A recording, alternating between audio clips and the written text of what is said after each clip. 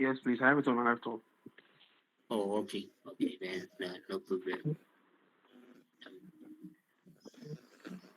Then you are good. You are good. Who again? Okay. Holy Magaji. I don't know if I'm pronouncing it right. Holy, can you hear me? Okay, our facilitator is in. Holy, can you hear me? Holy can hear me. Um, Henry Busso. Sorry if I'm not pronouncing it right. Henry, can you hear me? Yes, yes, Hello, yes. hello. Yeah, Holy. I'm Holy. I can hear you. Oh, Yeah, I okay. can hear you. Yeah, is today your first time or you've been joining us? No, no, no, no. Today is not your first time, eh? Yes, yes. Oh, okay. That means your environment is ready and you are prepared, right? Okay. Um, Henry, can you hear me? So you can Yes, yes, I can hear you. okay, okay. So those who are not speaking, can you put your mic on mute? Prince. Yeah. All right. Please try and start recording for me here.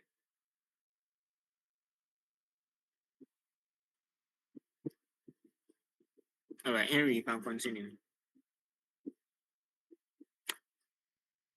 Okay, thank you very much. Hello, guys. I hope everyone is doing great. So, today is another day in our weekly C++ sessions. And today we are going to look at loops in C++ programming. But before that, I'm going to go over what we did the last time. Then we can continue with today's. So last week, the last thing we talked about was conditional statement. And we talked about some few things before we started the conditional statement. So one of the things that I talked of is the arithmetic operators. So arithmetic operators are basically normal plus minus divided by and then the times, and I also talked about the modulus sign. Then after that we went to the comparison operators where we compare two items. We can use the greater than, less than, or the double equal signs. We also have the greater than, equal to, and then equal to, or less greater than or equal to, then less than or equal to. And the last thing we talked about is the logical operators. The logical operators is they are the not, the and those things. So the not we used an exclamation mark, the and we use two ampersand symbols, and then with the or we use two types. So it's vertical bars on your keyboard. It's just at the top of your enter key. Henry, sorry, have you started recording? Yes, yes. All right.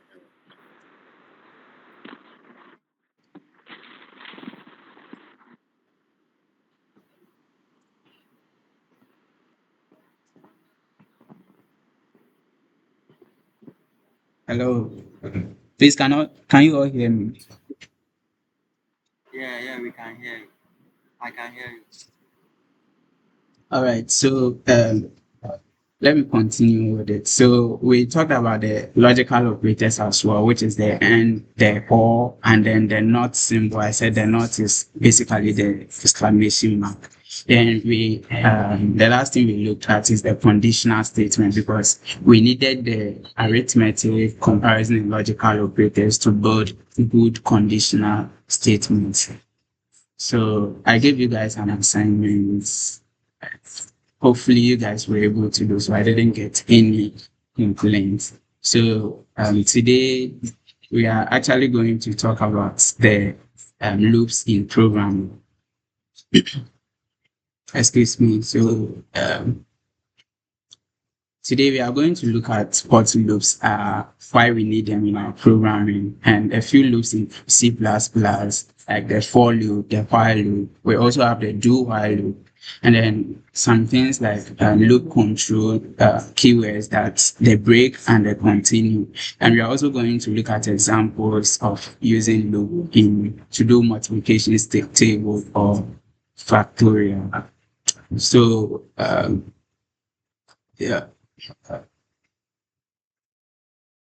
So today I'm going to create a new project over here. I'm sure by now you guys are familiar with creating a project in Dev C++. I'll go to File, go to New, and then I'll go to Project here. Then we select console application. That's where our focus in is at the moment. And then yes, projects. Okay. And like you guys know, we just need a few things here. I'm going to clear off all this because we don't need them. So this is the basic skeleton of every C++ program. And today we are looking at loops in C++ programming. So when we talk of loop in programming, a loop is basically a programming structure that repeats a block of code until a certain condition that we set becomes false. So people should have a real world, real life analogy, something like walking up a staircase, right? So if you are walking up a staircase, you you you take off your leg, move it up, then you step on the next one. You do repeat that until you reach the top of the staircase. In programming, it also works the same way. So we have a few types of loops in C++ and how the one to use depends on what you are actually using it. So one of these loops, we have the for loop, and then we also have the while loop. Then we also have the do while loop. So the first thing I'm going to talk of is the for loop. But before I continue, I just want you guys to really get what the loops are actually. So a loop is just our normal English thing, doing something over and over again. Definitely you are going to stop when you reach somewhere or a certain condition is true. It's almost the same thing in programming. You keep doing whatever you want to do until a certain condition is true. So let's say I want to display, let's say, a number, let's say 5 times. So I have to do C out, and then let's say the number is 5. So I want to C out 5 and L. First, let me use the namespace std like this. So if I want to display 5, this is what we write. And let's say we want to repeat it 5 times. So I have to copy this and then paste it over and over again.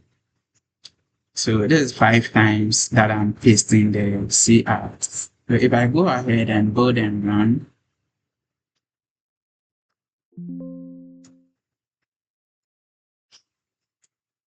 I have to save this. Okay, so after build and run, you get to see I have 5 fives displayed on my console. Now, is there a way that we can make this simpler by writing it inside one line of code and it's going to execute 5 times? So we do that by using a loop. Let's say for every normal human being, in the morning you are going to brush your teeth, you eat in the morning, go to do your work or whatever you have to do. If you are a student, you have to go to class and all that. Later, you go and sleep. Then you repeat it in the morning again. So the condition is once you are alive, you keep repeating that block of code. You keep repeating it over and over until you are dead. That's basically how programming is. So in normal English, I'm going to say like loop. So what it is going to loop is eat, sleep, if you are a programmer, you are going to code. So eat, sleep, code, then you repeat it. But we are not actually programmers only. We are normal human beings. So eat, sleep, go to class or work. Then you are going to eat, sleep again. Then you go to class or work in that order. So you are going to repeat this until you are dead. Until you are dead. So loop this for as long as in my life I'm going to do this. Then when I become dead, then I'm not going to do it anymore. So basically that's the use of for loop.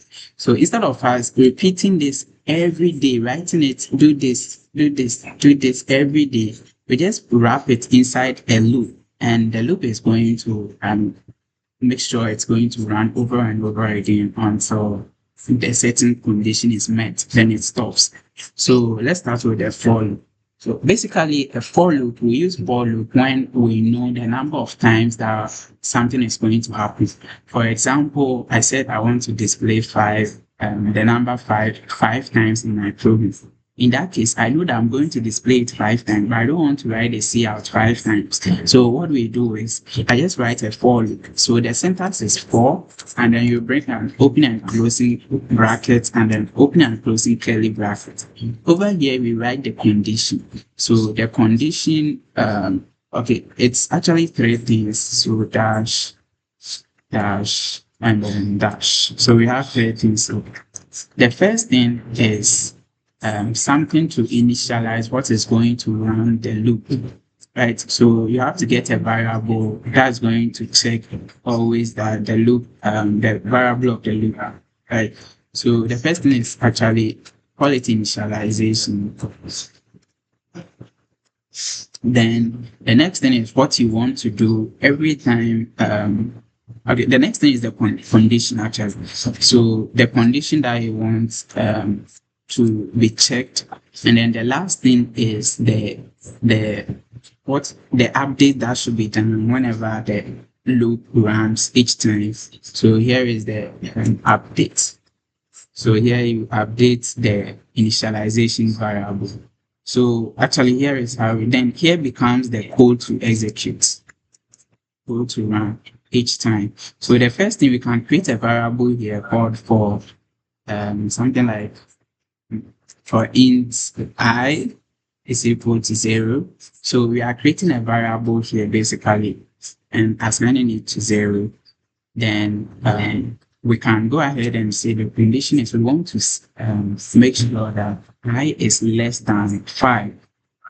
So that means that I is going to be all the way from 0, 1, 2, 3, and then 4, which is 5 times.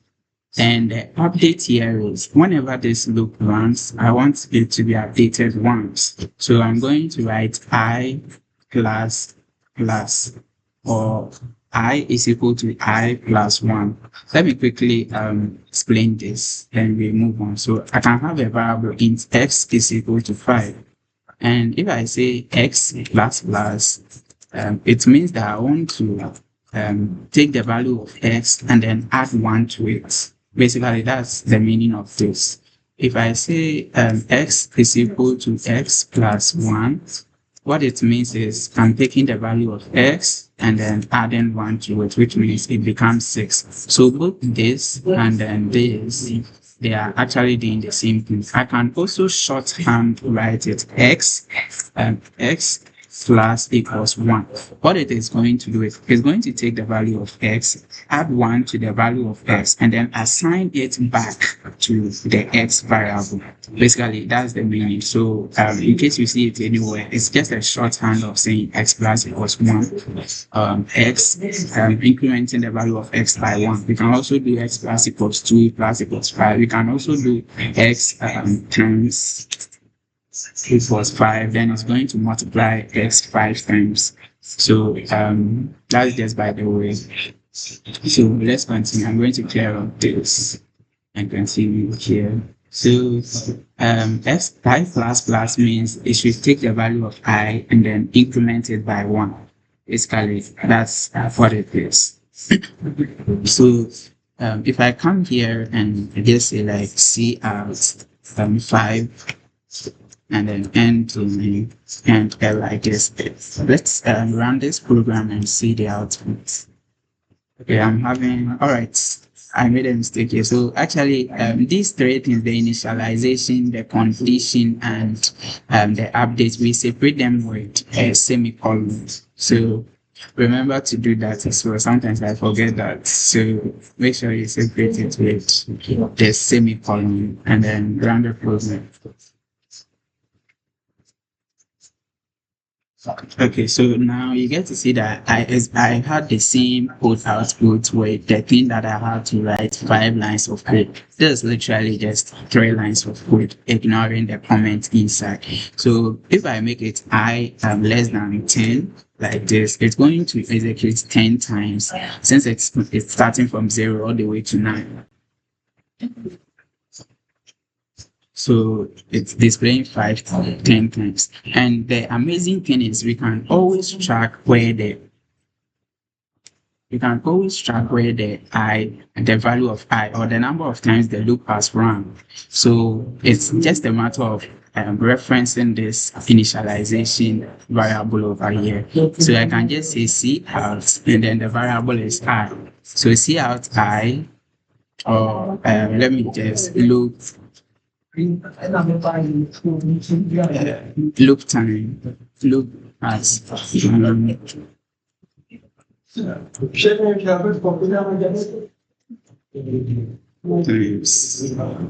So loop as run, then the value of I times. This is basic concatenation that we talked about somewhere in our second session. So loop has run 0 times, 1 times, 2 times, 3 times, 4 times, all the way to 9 times. So this should actually be I plus 1. So basically, I'm making this code run 10 times using the for loop. And the reason I'm using the for loop is because I know the number of times that the for loop is going to, or the loop is going to execute. Let's say I want to display the numbers from 20 all the way to 1. I want to repeat displaying the numbers from 20 all the way to 1. So to do that, we can also use the for loop because we know the number of times it's going to execute. So in that case, my initialization variable is going to be 0. Then the condition is going to be I less than 20. Then I'm going to increment I all the time. That was not what I actually said. So we are displaying from 20 all the way to 1 or all the way to 0. So in that case, we have to initialize it as 20. Then we go all the way to when I is greater than 1, so greater than 0, then we are going to increment or decrement I. So in that case, it's not going to be plus, it's going to be minus, or you can just do it I minus equals 1. So if I run this code, I'm going to see that the I is going to reduce from 20 all the way to 1 over here. So basically, this is one of the use of for loop, and this is not so much interesting, but going forward, you guys are going to really get how the for loop is essential in your programming team. So another thing is it can be like writing a program to display even numbers between 20 and 0. So in that case, instead of decrementing it by 1, you are going to decrement it by 2. So I'll just say I minus equals 2. So it's always going to take 2 out of the value of 20. So if I run this, you get to see it's displaying 20, 18, 16, 14, 12, 10, 8, 6, 4, and 2, which are the even numbers that are less than 20, starting from 20. So we can use this to draw a multiplication table like we did some time ago by writing lesser number of code.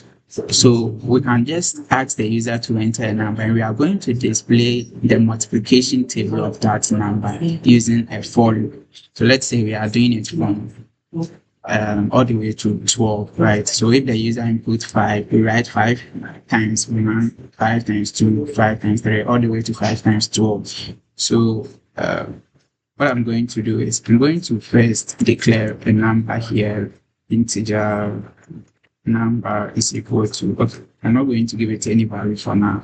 Then we ask the user to input that by using C out enter a number, right? Then we wait for the user to enter the number and then we store it inside number. So I'll do C in and then number like that.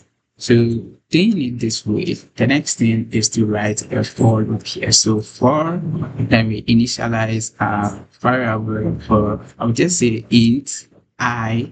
It's not necessarily have to be I. You can use times or whatever variable you want, but I don't know. We just like to use I. So for int I equals 0, that's the initialization. Then what's the condition? I is less than 12, right? So what I is less than 12, or let me just be straightforward, make it I equals 1, and then we are going to go all the way to I is less than or equal to 12. Less than or equal to 12 means 12 is included in the range, right? So then bring another semicolon, and then what should be done to update the looping variable. So I'll just say I plus equals 1. Then here is the body of our for loop. So I'll go ahead and say I'll go ahead and then get to C out, and then you can just say the number that the user inputted. So that's number, and then I'll just write a times here. I don't have times, or I should use style X.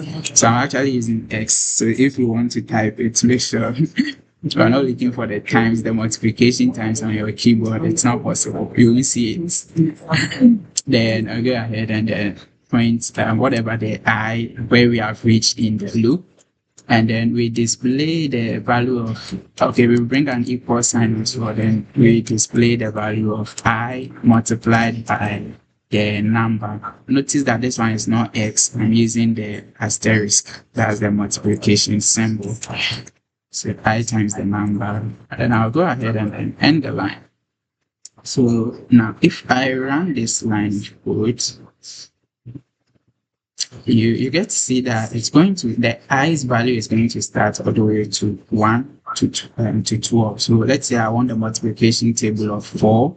I'll input 4 here and then press enter, and then you get to see that 4 1 4 4 to 8 4 to 12 all the way to 4 12 48. So if you are to do a times table application, then you are obviously going to use the for loop. This is a very great demonstration of the for loop basically. So I'll quickly go to the next loop, which is the while loop.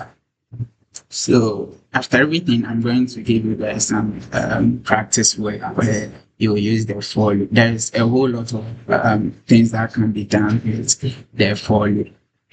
So the next thing is the while loop, and the while loop is very similar to it's very similar to the for loop. Let me just get it done and then come up here. So while so the while loop is very similar to the for loop. The while loop is like we use it to run a condition. We use it to run a loop over and over, in the sense that in the case where we don't know when the loop is going to end. Right? So we are going to have a condition to check that although, but we don't really know when it's going to end. That's where we use the while loop. For example, you are asking a user to enter data into a system. The user is going to stop when the data is exhausted. So you don't really know whether it's going to be 10 times or 5 times or 100 times, whatever. You don't really know. So in that case, we use a while loop. You can't use a for loop for that. So the syntax for while loop is very, very simple. You just say while. While is a keyword. You bring your opening and closing curly bracket, then opening and closing bracket and opening and closing curly bracket. And this is the code to execute when that condition is true. So the condition here is always going to be a Boolean. That's when I said we'll be using true and false, but I was not talking about it much thing. So true and false is we use it to usually in games we use it to maintain the main game loop.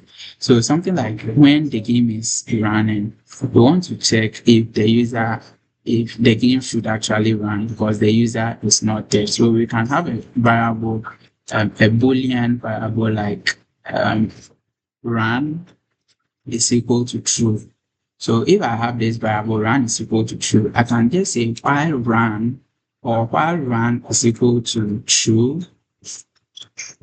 But since it's a Boolean, there is no way to compare true and true. So while true, let's say display see as it is true. It is true, right? Yep. Then let me go ahead and end and in fact this is not a proper program to ever write, so don't try it. Uh, so when I run this, you get to see what's actually happening. So you can see down here that it keeps writing it is true, and this is infinite. I can't actually scroll to the top of this. It's just not possible. Yeah. So what I just wrote is called an infinite while loop. So it's going to repeat all the over and over because the condition will never be false, right? So anytime you write a while loop, you need to make sure that you are having a condition that's stopping the loop. So I'm going to have a variable. Let's say I want to display numbers from 0, 1, 2, 3, all the way to 5, just like we did with the for loop. I'm just assuming that we don't know the number of times we are repeating it. So I'll just say int I is equal to 0, just like we did with the other one. And I just say while I is less than 5. So it's going to run all the way from I equals 0 to I equals 4, which is 5 times. Then we can go ahead and display, say, the value of I. So this is very similar to the for loop, right? So if I run this is still not a proper program to run. So you get to see what happens. It's always displaying 0 and it's never going to stop. This is not I, so perfect because it's an infinity. It shouldn't happen.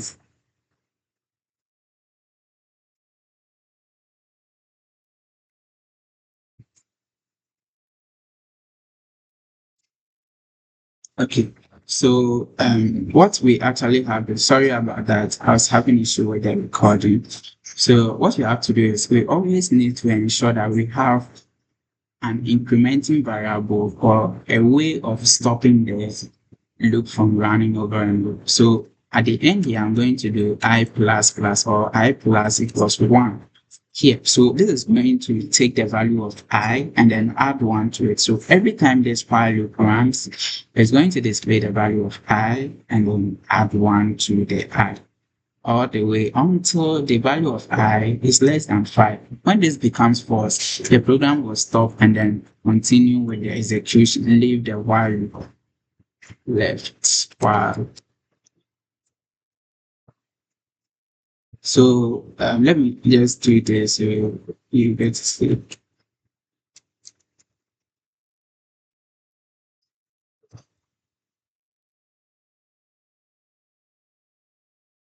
Okay, so if I execute this program, you are going to see that it's going to display in while loop 0, in while loop 1, 2, 3, 4, and immediately the value of I gets equal to 5. If I is equal to 5, then I is not less than 5. So the code is going to stop, and then the program is going to continue normally from line 18. So at line 18, it's left the while loop. Perfect. So that's how we use while loop. But actually, this is not how we actually use it. We have a more practical way of using it. In this case, we know that it's definitely going to run from 0 all the way to 5, right? So one thing that you should never do is not forgetting to add an incrementing variable over here, or anything, any logic in your while loop that ever stops the while loop. That's not a good practice ever at all. So it's one use of a while loop is something like um, let's say you are using a calculator. So when you do the first calculation, the calculator is not going to stop because it is done because you asked it 5 plus 1 and it's done. That's not how it happens. The calculator is actually going to clear the screen and allow you to make another calculation, right? So let's say we create a simple calculator over here. I'm going to clear this. So create a calculator. I believe you guys can do this. Create a calculator to add, subtract, multiply, and divide. So I'll just say int x is equal to int x y. So that's int x and int y. And I'll have a double, or let me just exclude results. The reason why I'm using results and float over here is because of the division. We can have a floating point value. So I'm first going to ask the user to input a number, enter 1. Then enter. It's supposed to be first number. It doesn't really matter because this is a literal string. So enter.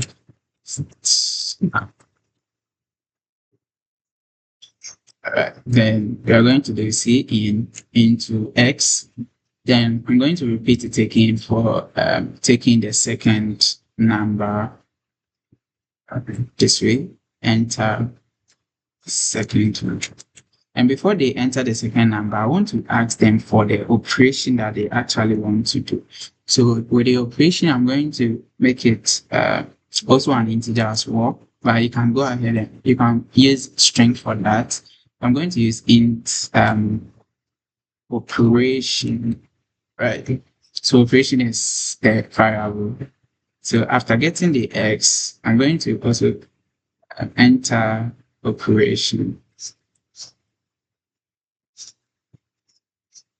So the operation is going to be plus, minus, divided by, and then multiplication. So the user will have to enter one of these. Or you can go ahead and do like 1 for this, 2 for this, 3 for this, and 4 for the other one. And use an if-else statement to actually to get what the user wants to do. So in my case, I'm just going to use plus, minus, division sign, and then the multiplication. So the other one that I'm talking about is one to add. Then you go to the next line, 2 subtract. You can also go ahead and do it this way, but I'm not doing it this way for now. So in this case, after getting this, the next thing I'm going to do is I'm going to check. So to check for whether something is this or that, remember last week we talked about condition statement. So if then we compare the operation. Oh, you have not received the operation yet. So after displaying it, we say into operation over here. So that's going to throw the operation variable. Okay. So if operation is equal to a class, then we know that the user wants to make addition. So we add it, we say result is equal to x plus y. Then you terminate it with your semicolon. Else if, so we are checking another condition. If operation is equal to minus, then we know that the user wants to subtract, so result will be equal to x minus y, like that. Then we also have another option where the user may choose division sign. So else if operation is equal to, remember equal, for equality check, we use double equal signs. So equals equals or slash, that's a division sign in computing. Result will be equal to x divided by y. I'll come back to this very soon. So let's finish this. So here we can go ahead and be like, okay, if the user didn't choose plus and minus or this, then probably they selected the multiplication symbol, but that's not always the case. Users can go ahead and just type anything that they want instead of the operation that you have given them. So I'm going to have another else if here, else if the operation is equal to multiplication, then I'm going to say results is equal to x multiplied by y, right? And if any of this is not true, then we have the else statement here. Else, then else we are just going to say results is equal to sorry, result is a float, so we can't say result is, we can't display results. So uh, we'll just um, let's just leave it like that. So um, so the else part, I'm just going to see as invalid operation selected. All right. So in that case, we're just going to say results is equal to null. Okay, let me just leave it. Okay. So here the user enters the first interval. We take it, we ask for the operation that they want to do.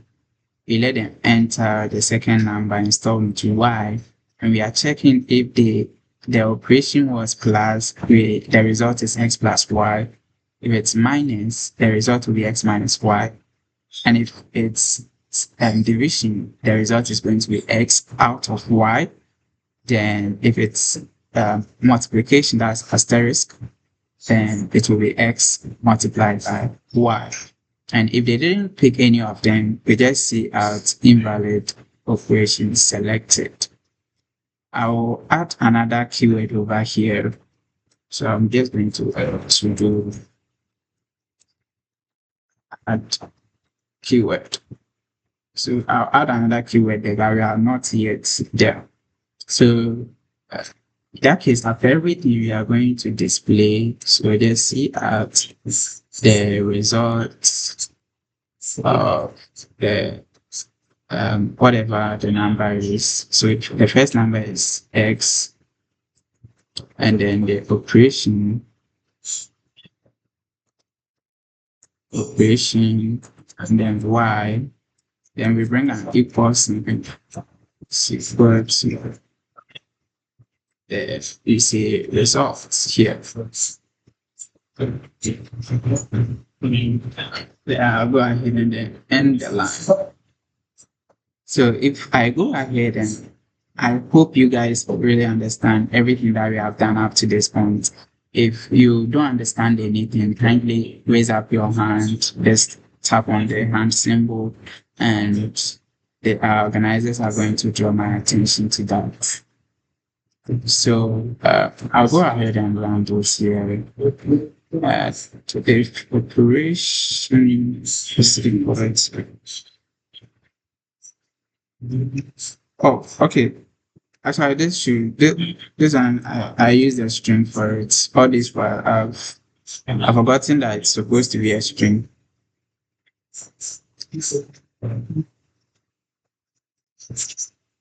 Okay, so here it says I should enter the first number. Let me write 45, and the operator I'm going to use plus, and the second number, let's say 34, and it says the result of 45 and 34 is 79. I have to leave some space over here. Here.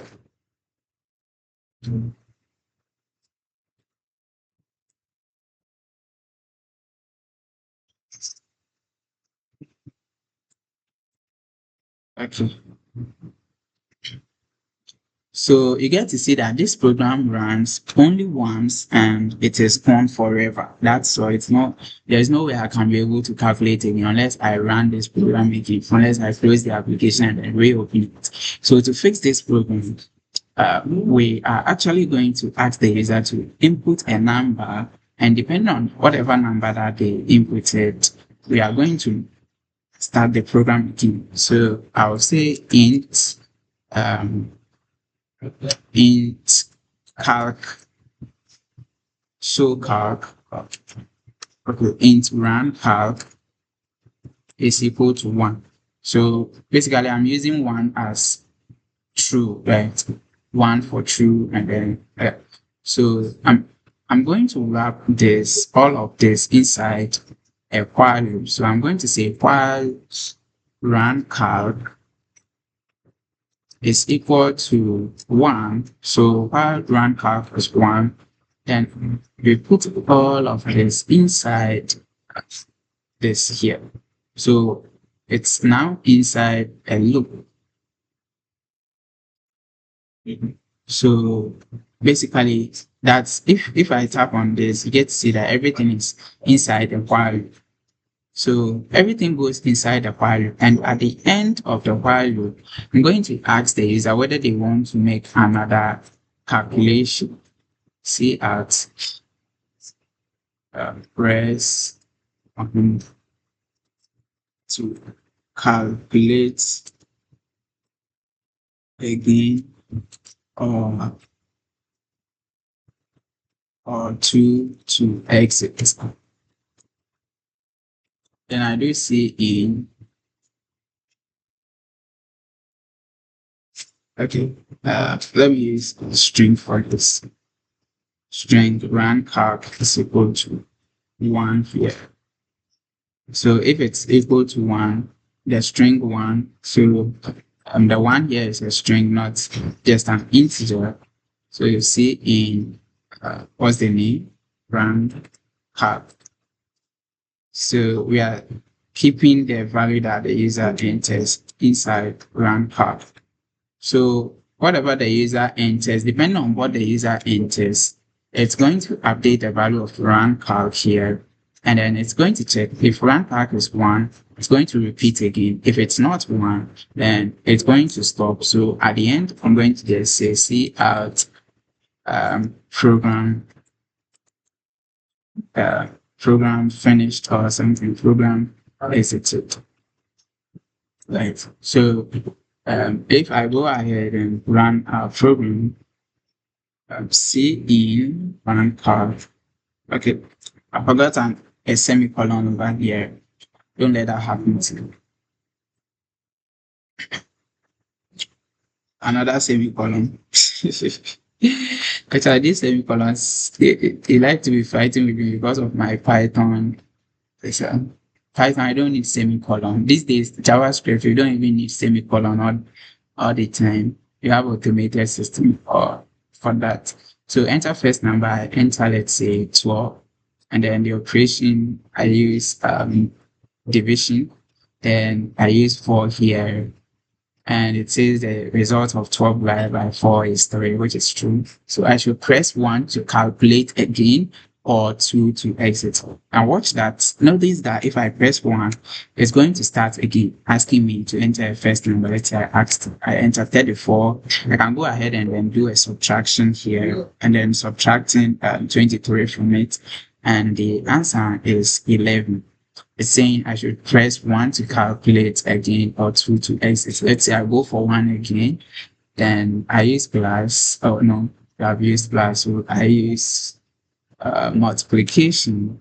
Oh, I'm actually supposed to enter. I'm supposed to enter a number, but I entered a plus, a symbol actually. So we'll look at that maybe in the next lesson where we handle errors in our program where the user is supposed to enter a number and the user enters something like semicolon or something trying to break the system. So we have to know how to handle that using a try catch block. So I'm running the program again to test it. So the first number is 89. I'm adding, let's say, 5 to it, and I get 94. Press 1 to calculate again. I press 1 and enter first number, let's say, enter 10. Then I'm dividing by 3. So I use divided by and then 3. Then I get 10 divided by 3 is 3. Uh, this is supposed to be 3.333, but because we are using integers for the variables, that's why it's rounding it to 3. So I'm pressing 1 for another calculation. Then let's say I take 45 multiplied by 2, and the answer is 90. Now, if I'm tired of using the calculator and I want to exit the application, I'll just go ahead and then press 2, press enter, and we see it says program exited and process exit after 79 seconds. So basically, that's how we use the for loop in our everyday programming. Yeah, everyday program. Now, the think we should continue with the last loop. Then we are almost done. So our time is already gone, almost up. So the last loop is the do while loop. That's very very similar to the while loop over here. It's very very similar to this, but in that case, we actually make sure that the while loop actually run at least once in the program. So look at this that in the first run, I'm explicitly saying the run card value to be 1. Meanwhile, the user has not entered any 1 for the run card value or variable, right? So this is actually supposed to be nothing here. And we can't here in the first run calc is not going to be 1. So the program is not even going to execute at all. It's not going to execute.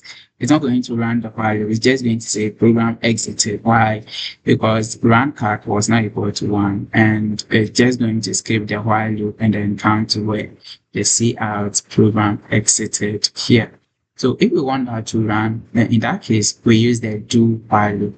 So the do while loop is very, very simple. You just pick this condition from here all the way to down. So I'm going to cut it and then bring it down over here. And then at the top here, I'm just going to say 2. So it's first going to do this or everything inside this block. Then it goes to check this while. So that's it while the run calc is equal to 1. So once run calc is no longer 1, it's going to stop. But the key thing is the do while loop. It ensures that the loop runs at least once in the program. So if I go ahead and then run this, okay, I had to terminate this with a semicolon because so I was expecting a semicolon to.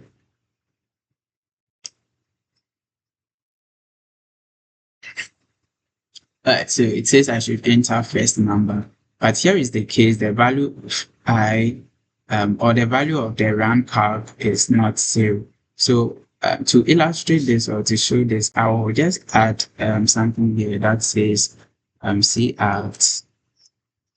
See out the value of run calc here.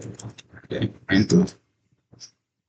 So if I do it this way and I go to run it, we get to see that in the first run, the run calc is empty. There is nothing there because run calc is not having a value. but still the loop is running because it's a do while loop. It's going to ensure that at least the program runs once before it stops or it checks the condition. If I say 12 and I want to do multiplication by 3, it's going to be 36. Then it's asking me to press 1 to calculate again or 2. I will go for 1 and you see that here it's displaying 1. So now the value of run calc is 1 and the check is going to go ahead and then allow us to run again. So that's going to repeat over and over just like the while loop. So the only thing that you have to take care of or you have to keep in mind is the do while loop always ensure that the program executes once before it stops. So today, a quick recap. We have done while loops or we have done loops. And loop is basically we use loops when we want to iterate or do something over and over in our program. And to do that, we need, depending on what we are doing, then we go for the befitting loop to use. So we have the for loop where we use it if we know the number of times that the block of code is supposed to be repeated. Then we have the while loop that is just if we want to repeat a block of code, but we don't know the number of times we have to repeat it. So we use the while loop. Then we have the do while loop where we repeat a block of code. We don't know the number of times we want it to repeat. However, we want it to run at least once. So whatever the case may be, it's going to run once before it checks the condition. So basically, that's what loops are in our C++ program. So I said I will come back to something in the program, and that's the to-do that I added over here. So look at this. When I do something like instead of typing plus minus forward slash or this multiplication sign, I go ahead and then enter something that's not right. Okay. So let's say I enter 22 here, and then I decide to enter an and symbol here, and then 4 here. Then look what happens. It says invalid selected, invalid operation selected, and you go ahead and say the result of 2 and 4 is equal to 0. But that's not true. 2 and 4 is not equal to 0. So in that case, we want the program to restart again because the operator that the person selected is not correct. We want them to do it again. So in that case, we use the keyword called continue. That means you should skip the current iteration and then restart the loop again. So I can just say continue here and it's going to stop and then go up again and start execute. So in this case, because the reason is at this point over here, we need results to display that line. And at this point, we are not having any value for the result. So if I should test this in our program, it says I should enter a number, let's say 23, and instead of pressing plus minus division or multiplication, I go ahead and then enter something like a curly bracket right here, and then the second number is 45, and it says operation, invalid operation selected, so the program is going to exit. So it's exited out of the do while loop over here, and still the run calc is going to be, it's not going to be 1. So at least we can make it run perfectly for once, and then can show this to you. So 3 out of 5 is 0 because you are using an integer. It says press 1 to do another calculation. Let's say I select 34 and then a curly bracket and 56. So you see it says invalid operation selected, and it is continuing with a new loop. So it's going to stop that and then restart the loop again. So basically that's how this works. So if you type a wrong operation, it says invalid operator, and then it's going to restart the loop again. So basically that's how the continue statement does. And we can also have a break statement. The break statement is going to stop the loop just like that. It's going to stop the loop. So I'm not going to demonstrate it with this do while loop here. I'm going to comment out this do while loop. Okay, so I'll just say for int I equals 1 or I equals 0, I is less than, let's say, 6, then we want to say I plus plus, right? And we are just going to see out the value of I, the value of I is, then I bring the value of I and end line here. So I'm going to start from all the way from I equals 1 to I equals 6. So it will be 1 all the way to 5. And we know the outcome of this. I is less than 6. Okay, for int I is equal to, sorry, I think my brain was going faster than the keyboard or my hand. So value of I is 1, is 2, is 3, is 4, is 5, and the program exits. So that's the for loop. Assuming when I becomes 3, we want to exit out of this loop, then we just have to say if I is equal to 6, is equal to 3, then we want to just say break. So break is going to exit out of that loop, and then the I is equal to 4, I equals 5, I equals 6 is not going to be executed. So you get to see that it runs the value of I is 1, it is 2, it is 3, then the program exit.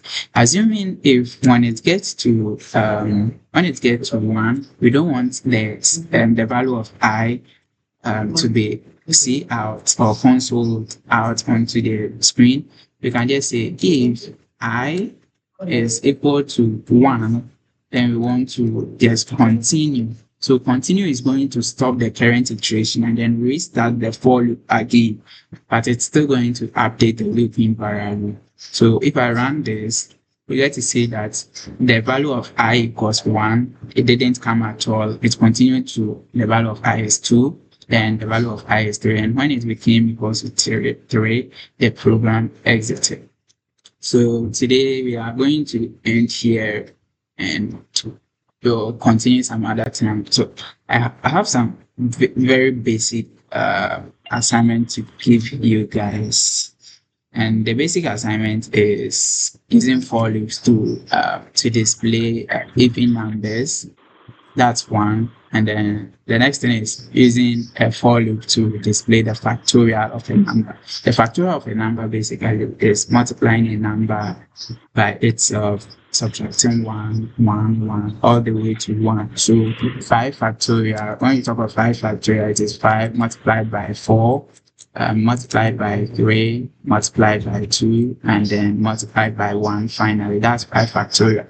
You can use one of these loops, either a for loop, while loop, or the do while loop to do this. I'm not going to say the type of loop to use, but you have to know which one to use. The other one is the even numbers.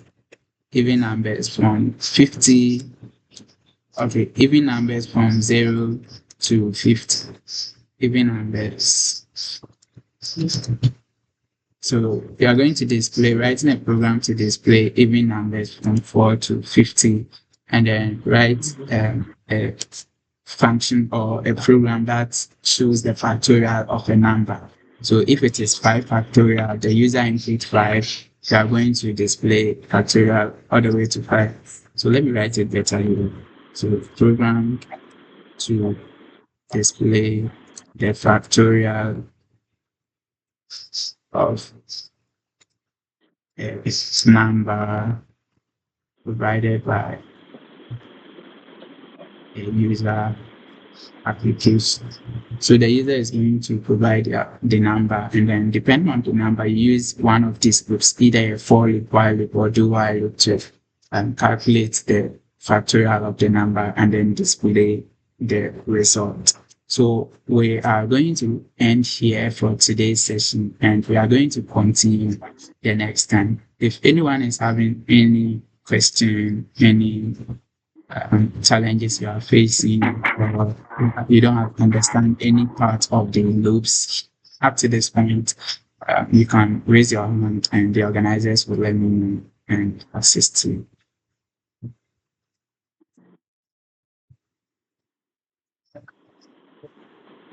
Yeah. Hey, madam.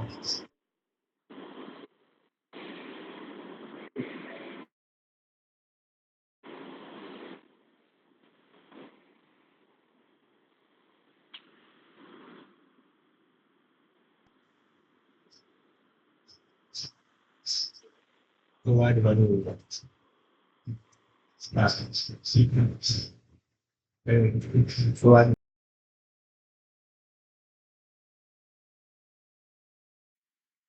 Yeah, Henry. Yes. Henry, can you hear me? Yes, I can hear you.